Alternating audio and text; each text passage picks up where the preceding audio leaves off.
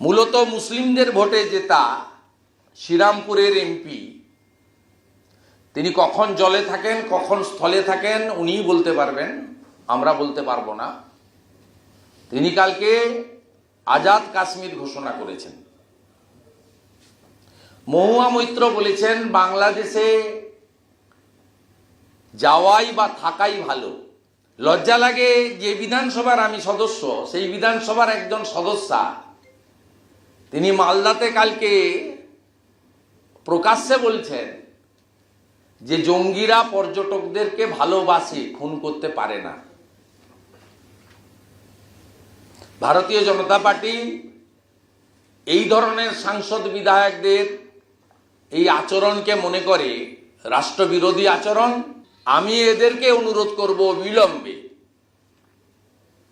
আপনাদের যদি বাংলাদেশ ভালো লাগে ওখানে চলে যেতে পারেন। যদিও মোল্লা ইউনুস যা, খালা মমতাও তা, এটা সবাই জানে। আমরা এর নিন্দা